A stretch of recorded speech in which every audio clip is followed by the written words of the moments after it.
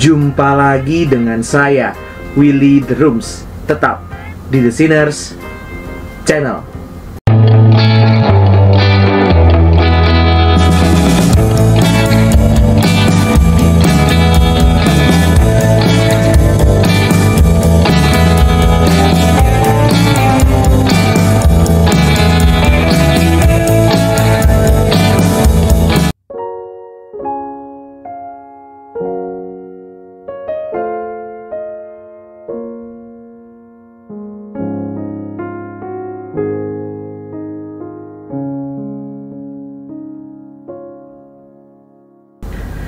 Apakah yang disebut kebudayaan itu?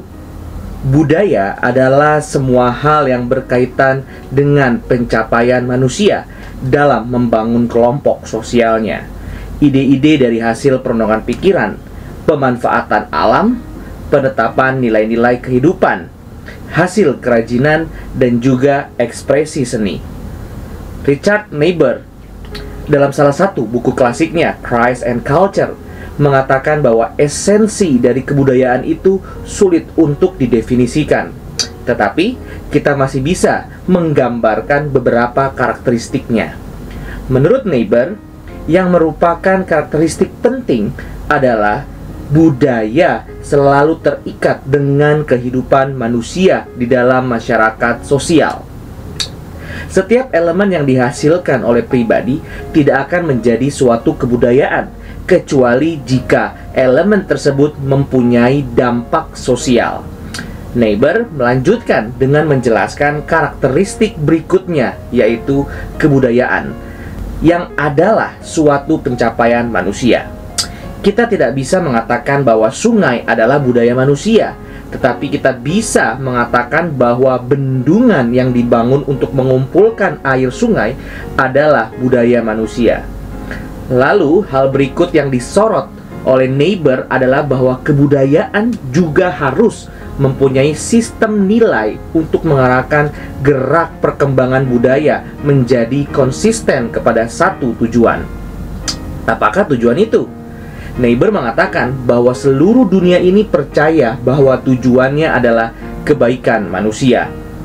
Ini menjadi ciri dari kebudayaan yang sekarang ada, yang merupakan perkembangan dari pencapaian manusia sepanjang sejarah. Jika kita mau sedikit repot untuk menyelidiki sejarah perkembangan dunia, maka kita harus tiba ke tulisan Musa yang menjelaskan bagaimana asal mula seluruh budaya berkembang. Di dalam kitab Kejadian pasal yang pertama dikatakan bahwa Allah menciptakan manusia berdasarkan rupa dan gambar Allah, supaya mereka berkuasa atas seluruh dunia dan atas seluruh ciptaan Allah di dunia tersebut. Inilah adalah panggilan budaya manusia, berkuasa dan mendominasi ciptaan. Ini yang disebut dengan mandat budaya, yaitu di mana manusia mengembangkan seluruh alam semesta ini sesuai dengan kehendak Allah. Tetapi dalam Kejadian pasal 3 dikatakan bahwa orang tua pertama kita salah pilih menu untuk buah-buahan. Mereka jatuh ke dalam dosa karena dengan jelas-jelas membangkang dan memberontak terhadap perintah Tuhan. Namun Allah yang penuh belas kasihan mengizinkan mereka untuk boleh mengalami janji keselamatan. Akan ada keturunan yang dipelihara oleh Tuhan untuk penggenapan keselamatan. Tetapi hanya satu pasal setelah itu, yaitu di pasal yang keempat, kita menyaksikan fakta yang kejam, yaitu dominasi atas ciptaan Allah justru dilakukan oleh keturunan Kain, kaum reprobat pertama di dunia ini, dan bukan oleh keturunan orang beriman yang dipelihara Tuhan, yaitu Set.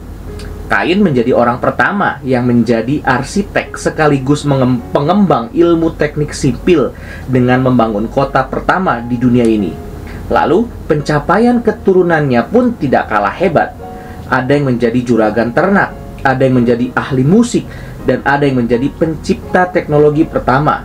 Walaupun masih berkisar barang-barang dari tembaga dan besi, belum sampai ke otak-atik software. Bagaimana dengan keturunan orang-orang beriman? Dalam pasalnya yang keempat akhir hingga pasal kelima, dikisahkan bagaimana mereka mempunyai kelebihan yang kurang populer. Mereka adalah orang-orang yang beribadah kepada Tuhan, memanggil nama Tuhan. Pasal 4 ayat yang ke-26.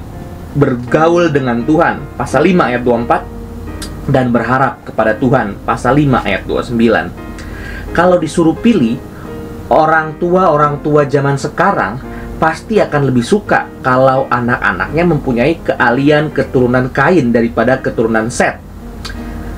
Kalau nilai si anak jelek, pasti si anak akan dipaksa kursus. Tapi kalau tentang pengetahuan Alkitab, si anak begitu parah, jarang ada orang tua yang mau paksa anaknya ikut PA.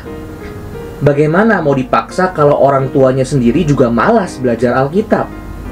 Inilah fakta dari kitab Kejadian. Hidup berkebudayaan ternyata lebih dulu dikerjakan oleh orang-orang tidak beriman.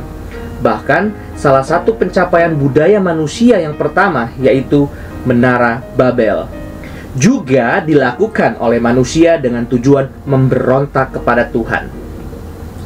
Lebih tragis lagi adalah pada pembukaan kitab kedua Musa. Orang-orang Mesir, para kaum keturunan Ham yang dikutuk oleh ayahnya sendiri malah menjadi orang-orang dengan budaya paling maju pada waktu itu. Mereka memang berbudaya, namun tidak menjalankan mandat budaya. Bagaimana dengan umat Tuhan, orang Israel? Mereka menjadi budak yang ditindas oleh orang-orang Mesir. Pencapaian budaya yang seharusnya tidak dimiliki oleh umat Tuhan. Umat Tuhan hanya beribadah, berharap kepada Tuhan, dan bergaul akrab dengan Tuhan, hingga akhirnya diangkat oleh Tuhan keluar dari dunia ini. Ini mengingatkan kita kembali ke buku Christ and Culture dari Niebuhr. Dalam Christ and Culture, Niebuhr mengingatkan kita kembali mengenai tantangan dunia ini terhadap kekristenan mula-mula. Kekristenan dianggap sebagai kelompok orang yang terlalu bersifat otherworldly, sehingga tidak bersumbangsi terhadap perkembangan kebudayaan. Menurut Edward Gibbon, sejarawan Inggris pada abad ke-18, cap yang diberikan oleh orang-orang Romawi kepada orang-orang Kristen mula-mula adalah bahwa mereka digerakkan oleh ketidakpuasan atas keadaan saat ini dan memiliki keyakinan yang besar akan keabadian. Ini membuat orang-orang Kristen itu menolak terlibat dalam segala persoalan yang tengah terjadi di dunia ini. Mereka menolak untuk mengotori tangan-tangan surgawi mereka untuk urusan-urusan dunia.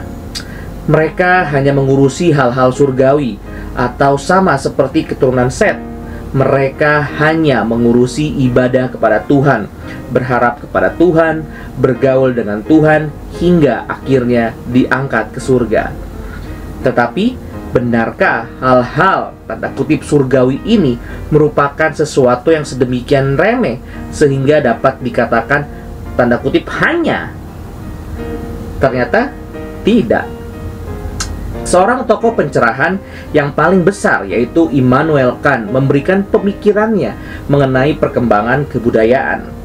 Immanuel Kant mengatakan bahwa budaya manusia akan selalu berkembang ke arah yang semakin baik ketika akal sehat tiap individu juga semakin baik.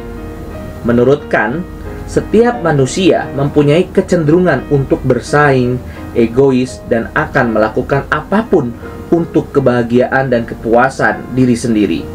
Maka dia berusaha untuk menaklukkan alam demi mendapatkan yang terbaik dari alam untuk dirinya sendiri. Kalau dulu mau menangkap ikan harus pakai tombak, maka setelah makin cerdas dia akan memakai jala untuk menangkap ikan lebih banyak lagi. Waktu makin cerdas lagi, dia akan memilih membeli ikan itu dari orang yang lebih ahli menggunakan jala. Maka budaya muncul dari sifat egois manusia yang ingin kepuasannya dipenuhi. Begitu juga dengan sistem sosial, undang-undang, dan hukum. Semua ini harus diatur karena manusia akan cenderung merugikan yang lain demi keuntungan pribadinya. Dia akan menipu, menjarah, bahkan membunuh orang lain demi perluasan tanah, penambahan uang, dan kedudukan pribadi. Maka perlu ada peraturan.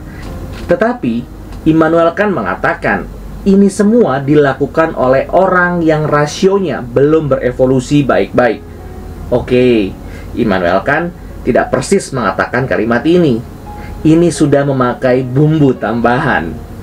Tapi bisa mengerti intinya kan?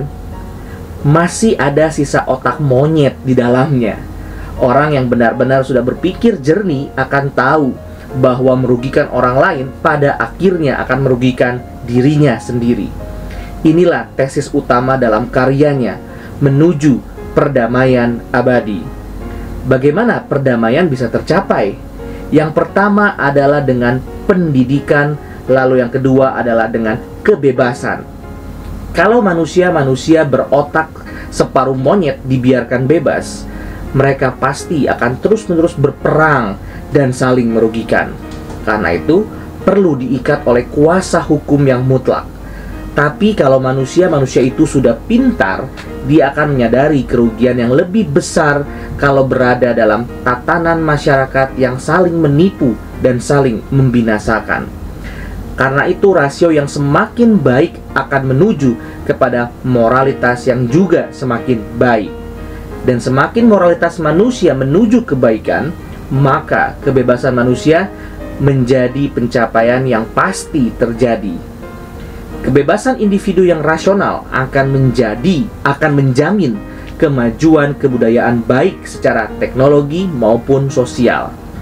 Dia akan bertindak dengan moral yang baik, bukan karena dia menyukai hal itu, tetapi karena dia tahu bahwa tindakan ini kalau dilakukan oleh semua orang akan membawa kebaikan pada masyarakat dan pada akhirnya akan membawa kebaikan pada individu tersebut. Bagaimanakah dunia ini bisa menuju pada perdamaian abadi? Izinkanlah para rakyat yang memutuskan dan bukan pemerintah. Apakah perlu untuk perang atau tidak? Pemerintah dan raja-raja memutuskan bahwa peperangan harus dilakukan, tetapi yang menanggung adalah rakyat. Maka Immanuel Kant mengusulkan demokrasi, rakyat yang harus memutuskan. Rakyat yang rasional mengetahui bahwa perang akan merugikan mereka. Karena itu, rakyat yang rasional akan menjamin perdamaian abadi di masa depan. Amin? Amin? Tidak amin. Sampai sekarang, ide rakyat yang rasional tetap belum tercapai. Mungkin karena memang kita semua masih mempunyai separuh otak monyet, sehingga kita meraup segala yang ada demi keuntungan pribadi, walaupun pada akhirnya akan membawa kerugian pada skala yang lebih besar. Kita lebih menikmati tingkat hidup yang lebih baik, meskipun harga yang harus dibayar adalah kerusakan ekosistem kita. Kita lebih menikmati menonjolkan sifat nafsu kita dan membiarkan bayaran yang sangat mahal menimpa kita di kemudian hari. Perkembangan budaya yang bersifat kepada individu sebagaimana tesis Immanuel Kant tidak membawa kebaikan apa-apa. Budaya boleh maju dan berkembang sedemikian rupa, tetapi arah dari perkembangan itu menjadikan kerusakan yang akan datang sebagai hasilnya. Manusia tidak pernah menjadi tujuan ketika mandat budaya dikerjakan. Tuhanlah yang menjadi tujuannya. Kalau begitu, mengapa Tuhan membiarkan keturunan Kain dan bukan keturunan Set yang mengembangkan kebudayaan? Kain dan keturunannya sanggup membangun kebudayaan yang sedemikian baik karena mereka adalah manusia yang diciptakan dengan kemampuan demikian. Manusia adalah gambar Allah. Manusia sanggup membangun kebudayaan yang sedemikian maju meskipun dia sedang memberontak kepada Allah. Manusia bahkan sanggup merumuskan nilai-nilai hidup yang agung karena dia adalah gambar Allah. Tetapi tidak satupun dari hal-hal itu diberikan bagi kemuliaan Tuhan. Dengan demikian, mereka tidak sedang menjalankan mandat dari Tuhan. Mereka melakukan semua hal untuk mengembangkan kebudayaan demi kepentingan manusia. Oleh karena itu, apa yang dibangun tidak mungkin mencapai tujuan yang ditetapkan Tuhan bagi manusia. Di dalam kitab Kejadian, Tuhan tidak berfokus untuk memimpin manusia kepada panggilan budaya terlebih dahulu. Setelah kejatuhan, fokus rencana Allah bagi manusia adalah penebusan. Herman Bavinck, seorang tokoh Reform Belanda pada akhir abad ke-19 dan awal abad ke-20, mengatakan bahwa seorang manusia memerlukan kepastian akan keselamatan dari Tuhan terlebih dahulu. Barulah dia mampu mengerjakan panggilan hidupnya dengan penuh bagi Tuhan. Karena Tuhan merencanakan demikian, maka dia mengizinkan Kain dan keturunannya untuk langsung tancap gas dalam membangun kebudayaan.